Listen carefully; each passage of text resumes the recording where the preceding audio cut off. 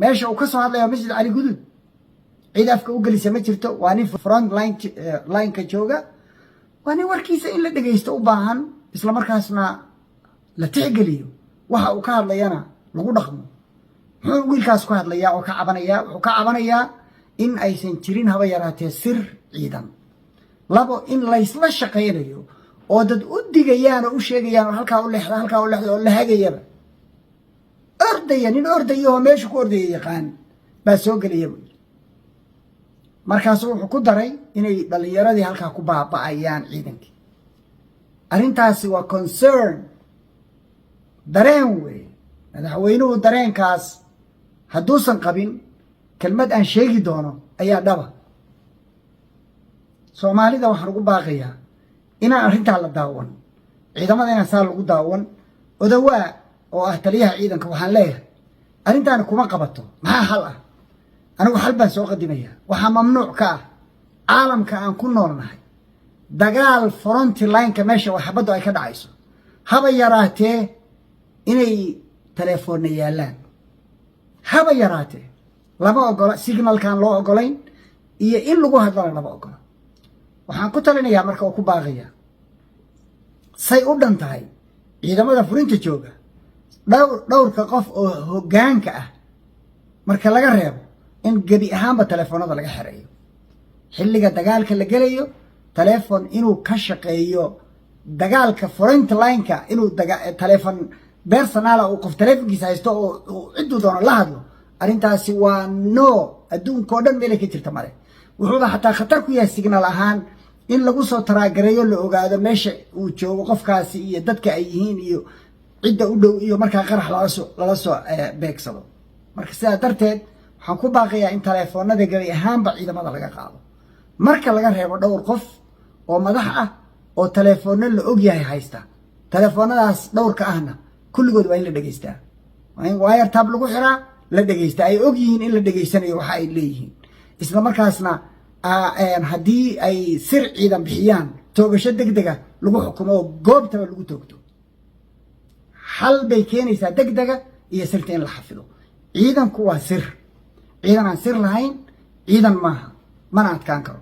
arrintaa marka waa ku baaqaya waa qodob Zamil Twin Towers oo ka kooban 2 tower waxa uu ku yaalaa xaafadda Parkland gaar ahaan Ring Road waxa uu saaran yahay xaafadda Westland gurigan waxa uu ka kooban yahay 4 qol iyo qolkii shaqaalaha ee DSQ-ga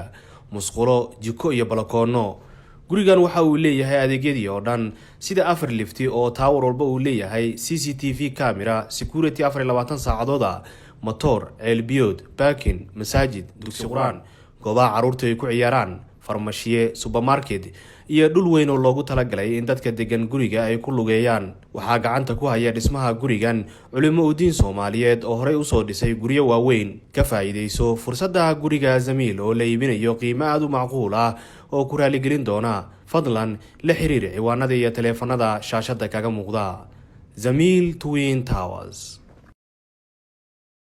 qodobka labaad madaxweynuhu wuxuu ku baaqay gogol hadda ka hor intuu gogol ku ballan qaaday buu gooyey tarmatiyo kale noqon doontaa kuwa kale uu ballan qaaday oo ku baaqay oo uu qabtayna way jirtaa madaxweynuhu waxaa la oran karaa it's about the time xilligeedii baa la soo gaaray soomaalidu waa inay isugu tagtaa meesha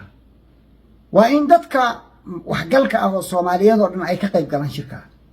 kadibna waa in talo midaysan dalkan loo yeelaa madaxweynuhu wuxuu u egyahay inuu yahay incapacitated adduunka oo dhan waxay leeyihin sharci madaxweynuhu hadduu fulin waayo ama gudan waayo xilkiisa sababa caafimaad ama aqooneed ama waxay ahaataba haddii la arko madaxweynihii inuusan ku socon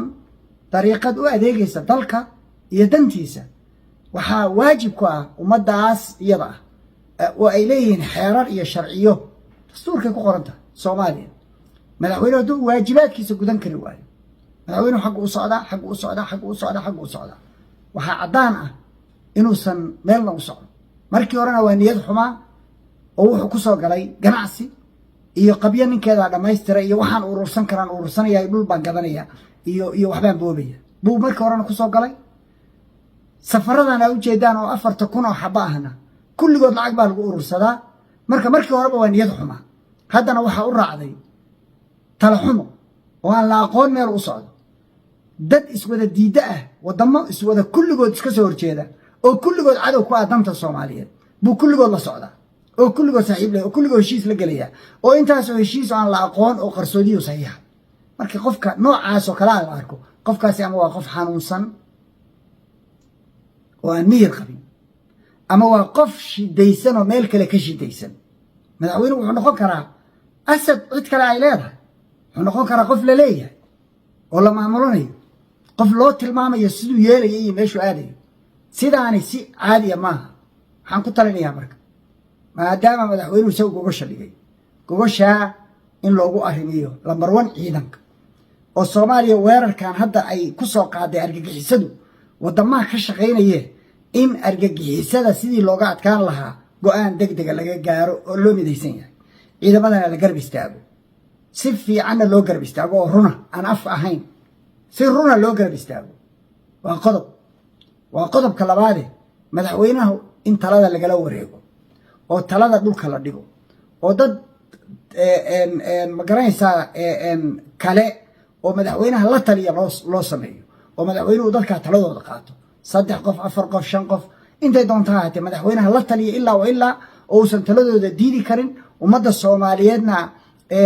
ma garanaysaa gaarsiiya ama si degdeg doorasho waa in loo qabtaa oo madaxweynaha xilkiisii la soo gaabiya inta ka hartay oo sanadka ka dhiman sanadka ka yar oo madaxweynaha u hartay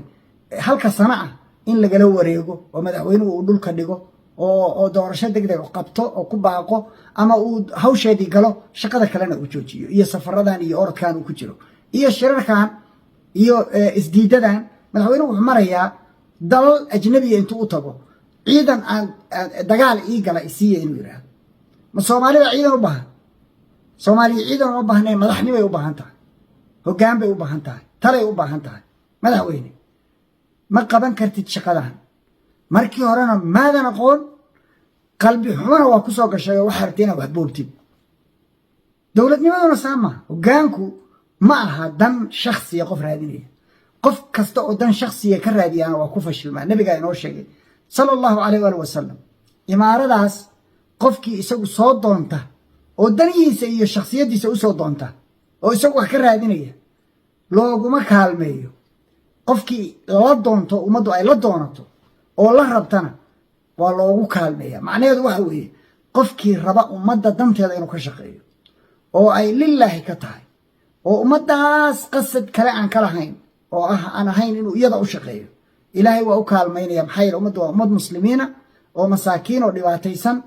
waad arkaysaan Suudaan waxa ka dhacay nimankay Suudaan iska cayrisay buu madaxweynuhu hoosta kaga jiraa waxaan fahmi lahay madaxweynuhu muxuu u garan laayahay isaga iyo maamul goboleedyada kala taagan intuba hoostay kaga wada jiraan inay cadow yihiin muxuu u garan waay hadday imaaraad dad wanaagsan yihiin maxay ugu soo qaban waayeen raggan kale oo banaanka taagan maadaama ay kulligood iyagu ay gacanta ku hayaan isaga ay gacanta ku hayaan iyaga ay gacanta ku hayaan maxay u kala fogeynayaan balkanization of the nation wax kale ma rabaan wadanku inuu googo'ay rabaan oo ay qayba meel ku maamushaan Suudaan ilaahay baa ka kiciyay subxaanahu wa ta'aala laakiin waxay u geysteen waa la ogyahay Yemen waa ogtiin oo ilaa hadda ay beerka kaga taagan yihiin Liibiya waa laga dhaqaajin laayay ilaa iyo hadda dhibaatadu waa taagan tahay balaayaday abuureen baa wali taagan Soomaaliyana waxay ka samaysan doonaan wax lala yaabo oo Suudaan ka daran ogaada Suudaan iyo Liibiya iyo hubka iyo logistikada lagaga weeraro Soomaaliya laga qaadaa Puntland baa laga qaadaa Boosaaso laga qaadaa halkaas oo ah base ay ku soo degsadaan military material ama waxyaabaha loogu talagalay ciidamada halkaas ay ka rabaan Soomaaliya waxay ka rabaan u socdaan ujeedadoodu tahay wax la yaab leh madaxweynuhu wuxuu marayaa inuu yiraahdo ciidan hal la siiyo ii dagaalama madaxweyne ciidan uma baahnida tala u baahan tahay marka taladaas aad ku baaqday iyo fadhiga aad ku baaqday miiska saar talada waa iga taalaade gobonimo iyo sharaf weey war anigu wadi kari waaye maashan haloo taliyo ceeb ma waxa ceeba waxaad wadi karin inaad isku dhajisid ilaa aad la dhunto oo dalkuna kula dhumo taasaan oranaya billahi tawfiiq salaamu calaykum waraxmatullaahi wabarakaatuh